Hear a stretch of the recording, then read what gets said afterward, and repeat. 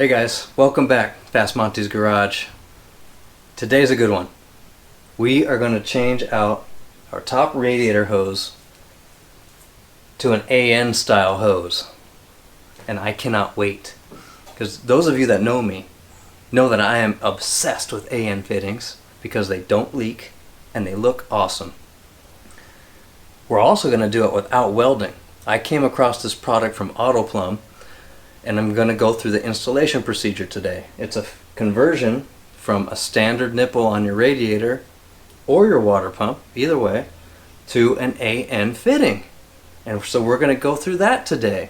And those of you that are new, check out this picture. My engine had too much chrome and natural aluminum on it, so I started doing a lot of work when we rebuilt the motor. Painted the heads Pontiac blue, I changed the air cleaner to black, changed the serpentine belt bracket to black, and now we're going to continue the trend with some more black. So today we're going to go through the installation procedure of that fitting, and hopefully the rest of the fittings. I don't know how much video we'll get in, but it's a good learning experience for everyone.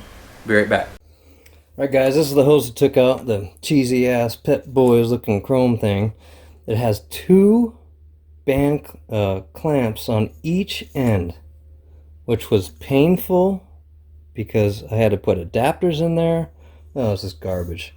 Anyway, before you guys commit to getting the adapter for the radiator, you have to make sure you can put an AN fitting on the engine side. So I happen to have a 360-degree swivel for my engine. This is actually from RPC. I bought a new gasket set. If you have a Pontiac engine, I'll leave a link below for the Butler Performance. They sell these, they're like 50 bucks. But you can find these for any engine. So make sure you go do that. Now the cool thing is about these swivels is they have a very universal thread. So I couldn't actually get this off. This is actually, the rubber is sealed on here. You guys know how stubborn parts get with coolant, but this actually just unscrews. Check it out. So we can just unscrew this, bam, get rid of that garbage. And then also from AutoPlumb is AeroFlow connectors. I think the companies are related, but check it out. It's an AN adapter. And it screws right in. Bam! Now I can put AN fittings on. How awesome is that? Okay, so that's step number one. Make sure you can put an AN fitting on the engine side. So the next step here is to look at what tools we need and what comes with the kit. Alright guys, so besides your calipers to measure your radiator nipple diameter, you're going to need RTV black, some grease, strap wrench, 2 AN wrenches, size 20s. Now, the unique thing with all AN fittings are slightly different. So, like for example, this end fits here, but doesn't fit here. So the wrench that AeroPlumb sells has both sizes on it. That's why you need 2 of these. So if you don't have a 20 already, get 2 of these from AeroPlumb. Now, before we get to the car, let's talk about the components in the system here that we're going to put on the nipple. We basically have a bushing that goes in between. We put this on the nipple. We cover this in RTV. We put it on the nipple so it looks like that. We grease that inner ring because you're going to want it to be able to slide without galling or jamming or binding. Then we put this on and we tighten it down. But before we do that, we have to put the strap wrench on here. So there's the set comes with some tape to do that. So basically what you do, oh, there's 2 of them. Okay, so you look at it from this flat, there's a flat and threaded side. So flat side, this is like grip tape. So we're gonna go ahead and put it on the outside. Looking from the rear, they call it in instructions, which is this flat facing you. And we're gonna wrap it around clockwise, which means just like this.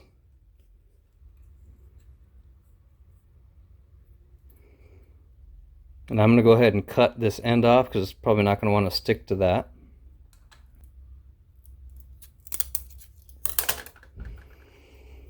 So what that does is it gives us grip when we go to use our strap wrench. And then we take this off and clean it off. So pretty cool. Let's go to the car. Alright guys, so get your calipers out and you want to measure this diameter after the bead on your radiator. So we're looking at 1.5. So when you order your kit, there's several different diameter sizes. You pick the 1.5, and that's what I got. So as with any project, we want to make sure this is nice and clean before we get started. So I have some Scotch-Brite. Just gonna do my best to clean all the residue off because we are going to use RTV on this, and we want it to stick.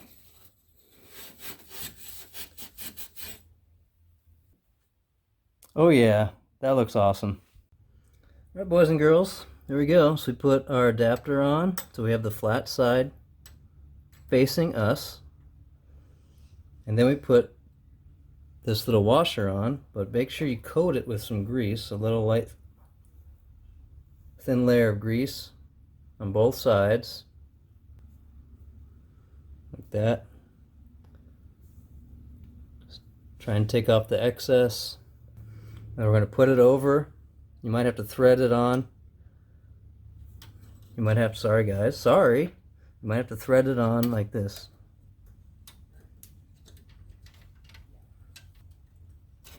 Like that.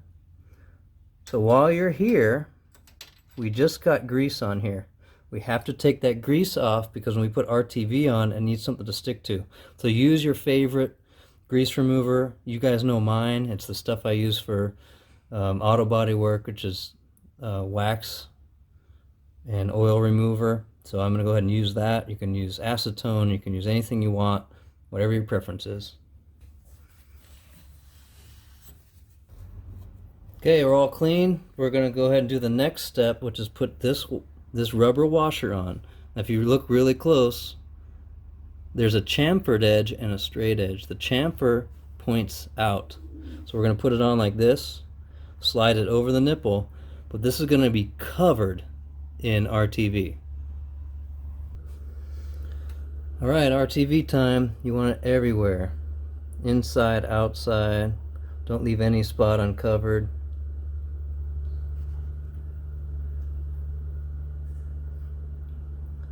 I know it's pretty gross. Put gloves on if you don't want to wash your hands. Okay, so front side, back side, all in between. Now we can put it on. So take the excess, put it all around. The RTV acts as a few different things actually. It's actually a lubricant, so when you go to use this, it's kind of like a compression fitting. It's going to allow it to slip easier into place, and it'll also act to help as a sealant. So once you get to that level, go ahead and wipe off the inside and your hands. Alright guys, here's the next step. The fun part, you're going to need your strap wrench and your AN wrench. You basically put them together, get a couple threads in, and then you're going to want to put some grease on that thread to make sure you don't have any binding. You want it to thread easily. Start tightening it down.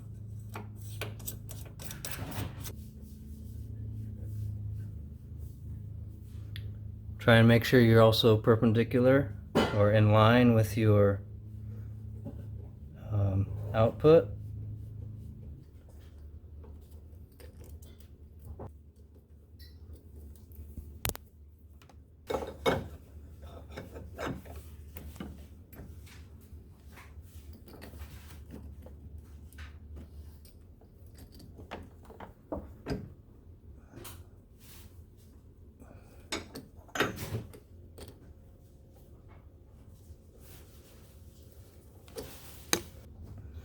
there you have it. So you want to check the seam in between where the grip tape and the connector is and make sure there's less than 50 thousandths of a gap. And it's basically as tight as you can go. But you're good right there, and you can take this grip tape off.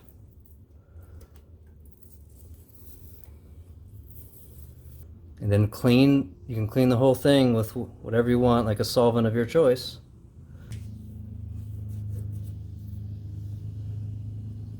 All right, we're good. So we're gonna let this set up for, you need minimum 4 hours, but I'm gonna go 24 hours before we start putting our connections on tightly. We can start mocking up now though, so let's get into that. All right guys, now it's time to mock up where we want our hose to go, but most importantly, what fittings do we get? That's the most annoying thing with AN fittings, is typically you have to buy several different sizes. So AutoPlumb fixed that problem. Check this out. You can actually go on their website and print out the actual size of the hose end, and then you can mock it up. So for example, this one goes from it's covered in tape. My apologies, it says 1.5 inch water neck, right? So that goes, I mocked this up before when I had my original hose on there. So we can put a 45 degree there. And then I have a straight to put on this side, like that. And it's pretty much a straight line, straight shot. And that's how I ordered the fittings. Super easy to do. So for example, I originally bought a 30, I didn't buy it, I actually was trying to size a 30 on the end. And the 30 was not enough angle, so I went with the 45. And here's the 45.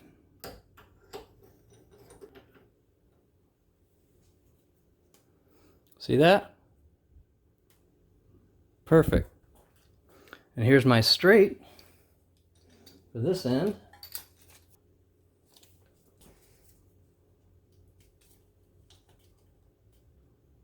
So that's exactly what it should look like. So I'm going to take these off.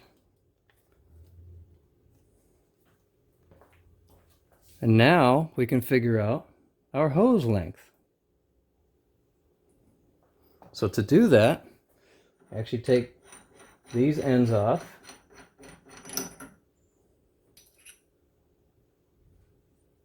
And on the inside of these, you can see there's a step. When we put this on the hose, your hose goes all the way inside here to that step. Okay? So that is where we gotta measure our hose length. So you take that distance, and if it helps you, put a piece of tape.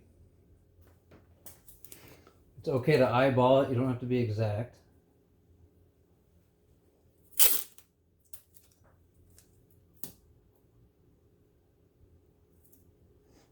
So that's roughly the depth of the hose. And now we measure from the outside line of the tape to the outside line of the tape. Or just take your hose, line it up like so.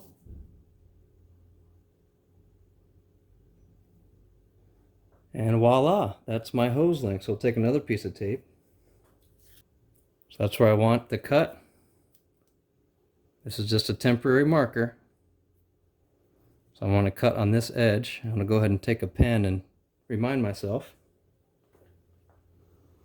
So always remind yourself what line you're cutting. I don't know how many times I've cut the wrong side of tape. So let's go back to the workbench and show you what we need to do to get these hose ends on. Alright guys, now it's time to cut our hose.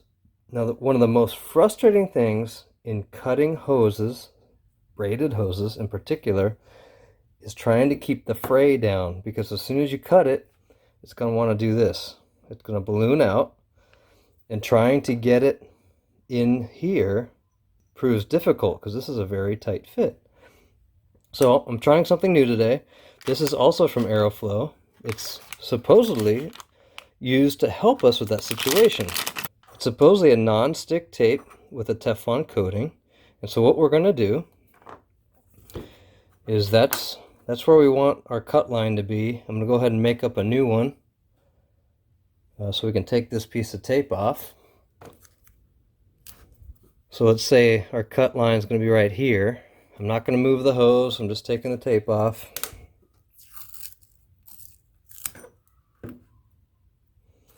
So that's our cut line. What we do with this clear tape is we put it over the middle where we want to cut. So I know I want to cut down the middle of that tape. We wrap the hose.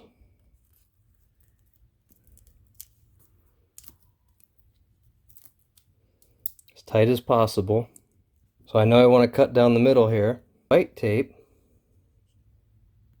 It looks like athletic tape actually. Now I look at it. I guess that just holds it down. So put the white tape on. And now, depending on your choice of cutters, there is a special type of cutter used for AN hose line. They're like shears because this is actually has metal in it.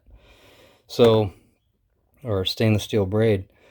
You can use a hacksaw, but I'm going to use my bandsaw. All right, so we're going to cut right down the middle.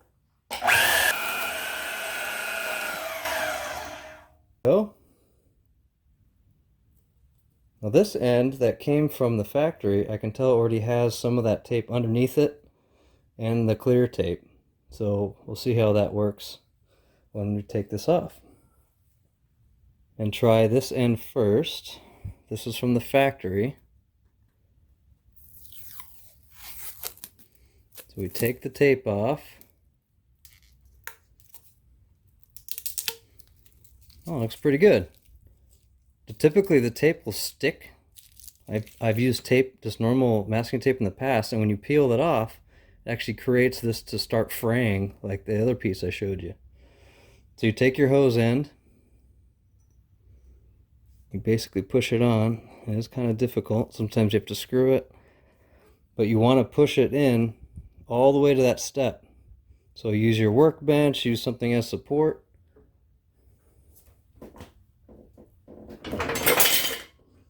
Knocked everything off my bench. Well, I'm not even close. Can you see the end there? We have to get all the way to this edge. Alright guys, it took some work, but I got it there. So it's towards that step on the inside, on both ends. Alright, now that our nuts are on, we need a way to hold it, or hold the hose end while we torque it on. And the best way to do that is with some aluminum inserts for your vise, so you don't scratch your new aluminum hardware. You can get these from AeroFlow, you get them from Summit, you can get them from... all the manufacturers make a version of it. And the intent is so you don't scratch anything. So we'll start with our straight one first. And so basically what happens here is this goes inside the tube, and then we screw it on to this. Now what you're going to want to do is get hose assembly lube. So Russell makes some, all the manufacturers make some, AeroFlow makes some too. So if you're getting a bunch of AeroFlow fittings, might as well add that to your order. And what you do is we have to lubricate this whole area, so the threads and that section, to make it easier to go inside the rubber tube and easier to turn the nut on here, because you're going to find it's going to generate a lot of heat, which means there's a lot of friction in there.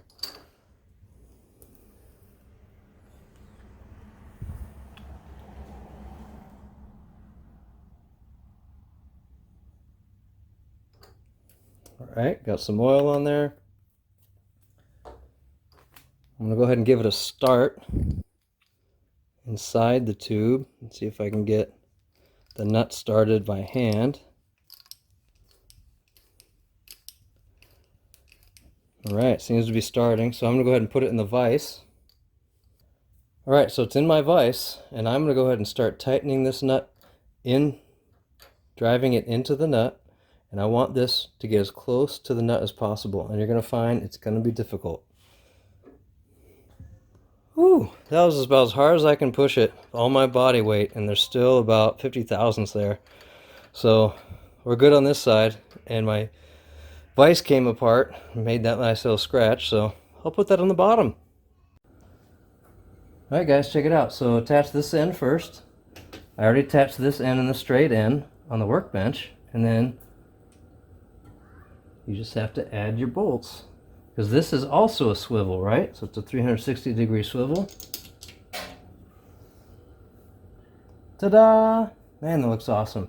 So the cool thing is this joint swivels, so you can get the right angle. They're also reusable, so if you think this is too long and you want to take some length out and make it narrower, you can take these apart, cut the hose, put it back together. It's so awesome, and it's not gonna leak. Hey guys, oh my god, awesome, I love it. Oh, that looks so good. Now I'm gonna have to do the bottom hose. Oh my gosh. I hope you guys learned a lot. I sure did. I love the new non-stick tape that we can now use as anti-fray on our hoses. I'm going to go ahead and put all the part numbers down in the comment section that I used today, so you guys can quickly find them. And I hope you guys do the same to your car, because I'm ecstatic. It's not going to leak. It looks killer. Wow, awesome. So next episode, be sure to subscribe, because I'm going to start this thing. It hasn't been started in like 6 months. We took the engine out. We've installed a Tremec. None of that has been tested yet. I'm actually kind of nervous. Oh well, we'll see. So you guys know the drill. Build them fast, drive them faster. See ya.